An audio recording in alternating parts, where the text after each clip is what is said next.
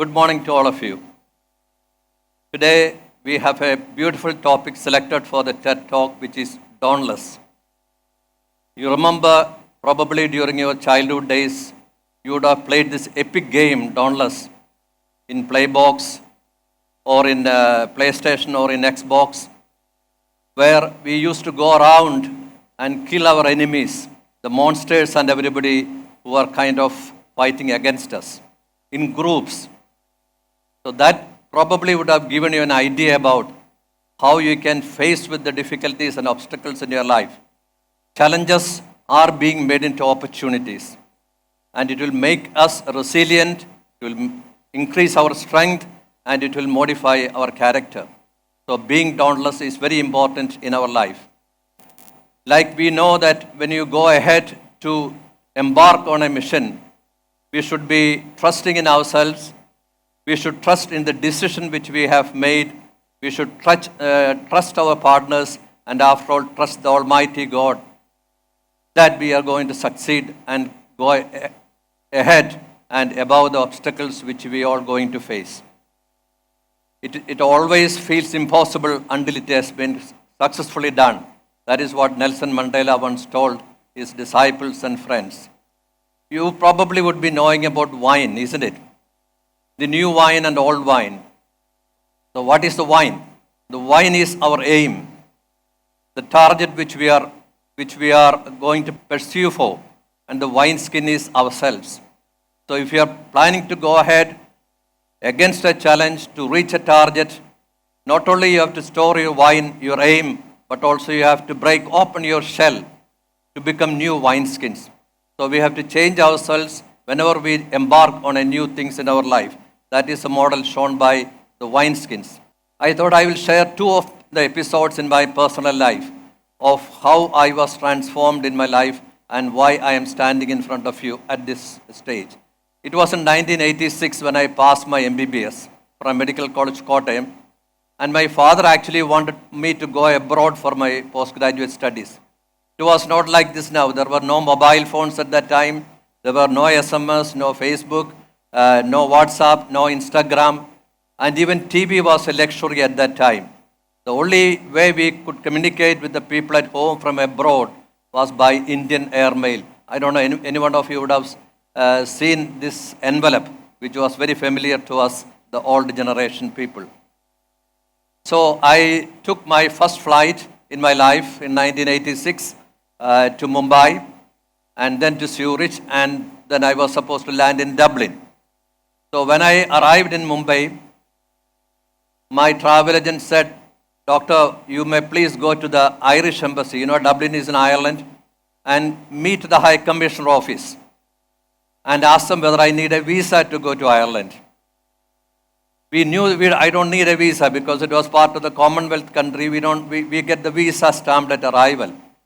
But anyway, agent said that why can't you go and double check with the High Commissioner office? So I went to the High Commissioner office in Mumbai during my layover time. So I went there, and this 6-footer Irish guy came in front of me and asked me, "Doc, how can I help you?" I told him, "Sir, I'm going to Ireland to do my postgraduate studies, and I just want to inquire with you whether I would need a visa to go to Ireland." He looked at me harsh and said, "Doc, when are you going?" I said, "I am flying tonight."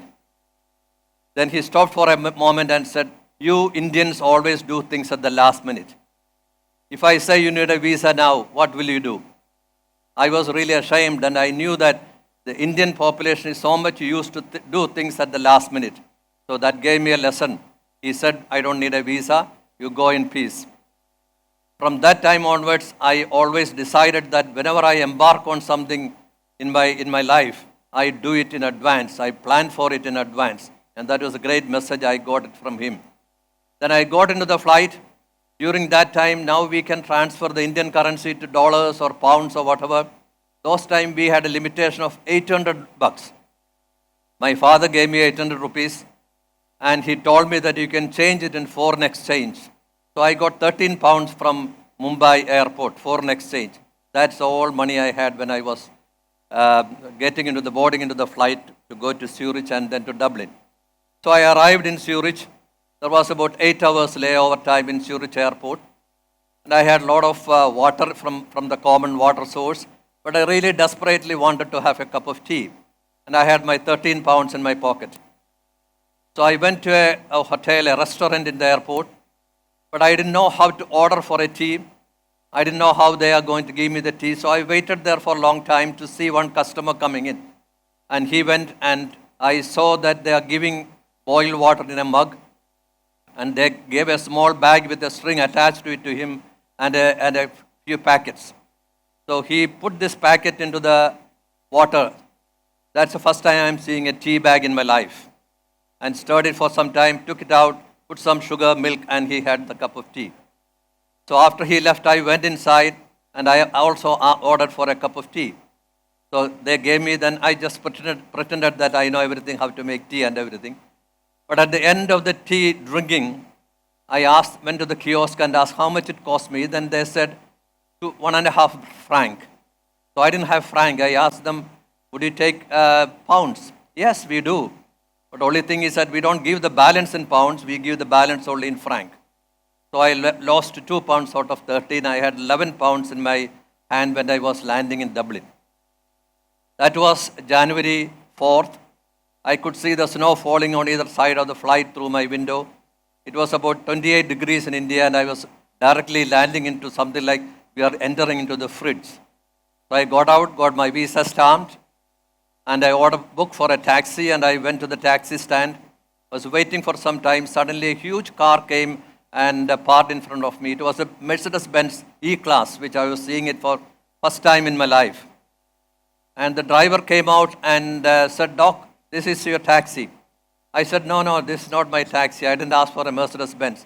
When I was talking to him, he suddenly took my bag without talking to me and put it in the boot and opened the front door for me. I was almost kind of sucked into the car.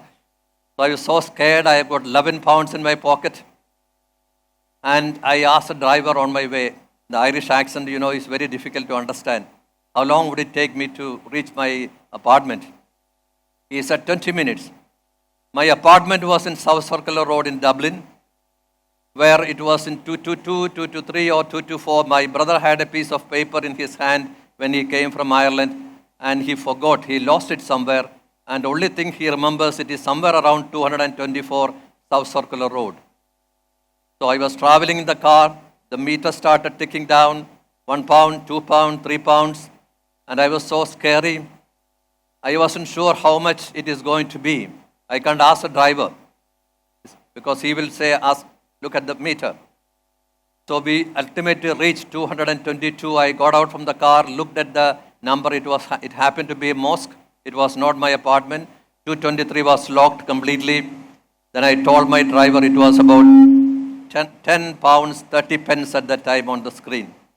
So I gave him the 11 pounds and got out and stood on the roadside looking at 224 South Circular Road, which I presume that it is my apartment. So I got in there, into the front door. I started ringing bell. It was snowing outside. The temperature was -4, and there was wind chill. The air started blowing through my ears. I had only my shoes and a socks from India, and had a small sweater. After a long time, this gentleman comes to the door, and he opens the door and looked at me. What do you want? He asked me. I told him, look, I'm coming from all the way from India, and I've got an apartment booked in this building. The rooms are called bed and breakfast, bed sitters. Every house will have 2 or 3 rooms. Every room will be rented out to somebody or other. It is called a bed sitter. He said, Mrs. Lee, he is not here, and the caretaker will come only at 5 o'clock. And he just closed the door and went inside. I started shivering. My nose became red like a Pinocchio. My ears became painful. My feet started paining. I thought I may get a frostbite. I stood there for another 5 minutes, and without being able to bear the icy weather, I rang the bell again. After a few minutes, he came back. He was looking arrogantly at me. What do you want now? I asked him, can I go inside and stand waiting for the caretaker?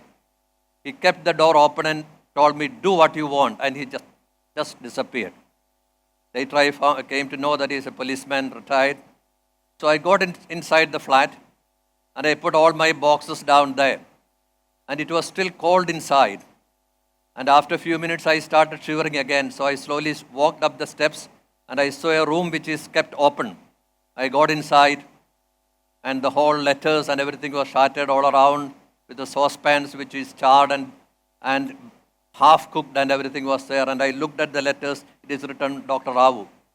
So I knew that there was a doctor who was living there who left yesterday or the same day, who forgot to clean the room and kept the door open. So I sat on the chair.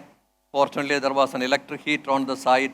I switched it on, and I put my foot down near the oven, and then I slept away in there. Sorry, I forgot to move the slides in between. Anyway, this is a South Circular Road apartment where I went there, and at 5 o'clock, the caretaker came, and she opened the door for me for another room where I started staying and stayed there for nearly 6 months.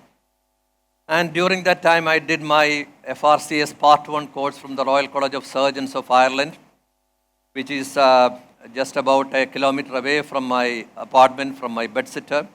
And there was a Mother Mary of Dublin Church just opposite to the Royal College. So that was the place where I used to pray every day.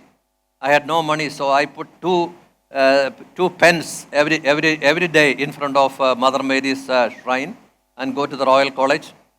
And also, we used to study for nearly 18 hours a day. I had 3 friends at that time. One was Mr. Dr. James Ko from Malaysia. One was Dr. Akinwale from Nigeria, and one myself. So we were studying. Actually, we used to study for nearly 18 hours a day, believe me or not. And at that time, the pass rate for the Part 1 of the FRCS was only 12%. And fortunately, all the 3 of us passed at the same time, who were studying together. And there my life began as a surgeon. And where I am now standing there is because of all the struggles which I have gone through. If I would have stopped anyway, if I was dawned at any time in my travel to reach Dublin and to do the later works, I probably would not have been standing before you today like this. So if there is one thing my journey has taught me, it is this: never let anything stop you from chasing your dreams. Not age, not fear, not rejection. You can do it, and you will do it. I will have one more story in my life which I will share it with you. This is something which happened nearly 10 years ago when I came and joined in Kerala. Have you ever seen a heart in a box? I don't think anyone would have seen a heart in an ice box. Probably most of the people sitting here, students sitting here, probably would not have seen a heart at all. But we have seen many hearts. We have put many hearts into ice boxes. This box probably may be familiar to you. This is a blue box which we carry heart from distant places, especially in over the air. He had an end-stage heart failure. His heart was failing and he was almost waiting to die. So he came to meet us doctors, and we have advised him to go for a heart transplantation. So he willingly agreed. But the problem was to get a suitable heart. When you do a heart transplantation, your donor and the recipient should have the same blood group. When you do a heart transplantation, the donor person has to be the same body weight as the recipient. And the doctors has to harvest the heart and fix it on the donor, on the recipient, and it should beat on the recipient within 4 hours time of harvesting. That is a big challenge for us. So we decided to bring the heart from Srijitra Institute of Cardiac Sciences in Trivandrum to Cochin. By road, it was a difficult task in 2015. It take about 4 hours to bring the heart. So we requested the naval aircraft, naval base for a airlifting. So I rang the naval air base in Cochin at around 3 o'clock, asking them whether they can spare me a helicopter for bringing a heart from Trivandrum. They said, "Doctor, we have never done one before. We have used our helicopter and donor and everything for rescue affairs, but for not bringing a heart." But they said they will look into that. And after some time, they called me back and told me, "Can you contact the Chief Minister? He has to represent to the Director General of Civil Aviation in Delhi, get a permission from there, and then only we can give anything like this." So we had a meeting. I had a contact with the Chief Minister at that time, who was Mr. Umanjandi, who got approval from the Director General of Civil Aviation in Delhi in the morning itself. And there was a meeting in the naval base about what aircraft has to be given for carrying the heart. Single engine can land any flat surfaces, but it will carry only 2 people. So you can't use it. And the double engine is in the workshop. It is during servicing. So we got very frustrated. And the program was suspended by about midnight. Though everything was there, there was no carrier available. They told me that we will have a meeting at 9 o'clock the next day, high-level meeting, and in which we will decide whether we will be able to give you a transportation for bringing the heart. So at 9 o'clock, I was in the hospital, and they said the meeting is postponed to 11 o'clock in the morning. So we went ahead with our first heart surgery, and halfway through the surgery, I got an information from the naval base that we may get some kind of a carrier. At 11 o'clock, that meeting was postponed to 11 o'clock. At 11 o'clock, they called me and told we cannot give a helicopter, but we will give you something else, but wait on us. So again, we were in the process of giving up because a donor cannot wait too long. We have to harvest the heart as early as possible. So what happened at 11:30 a.m., they sanctioned us a plane called Dornier aircraft. You would have seen this is a Dornier, and we flew in the Dornier to Trivandrum at 1:55 p.m. We reached Sri Institute. At 2:30 p.m. we started harvesting the heart. At 5:30 p.m. we reached the airport with the heart in a box, and that's a video which you already have seen, bringing the heart from Trivandrum to Cochin. So a great help was done by the Navy, great help by the government, a coordinated transportation of green corridor created by the police department. Everything culminated in a successful transplantation of the heart on Mr. Matthew Chadden.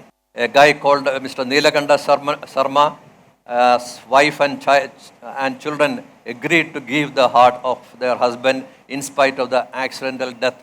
That was an act of altruism, a gift of life. And here is Mr. Matthew Chadden with his wife and myself, 10 years down the life, beating the heart of Mr. Neelakanta Sarma, which was airlifted from Trivandrum.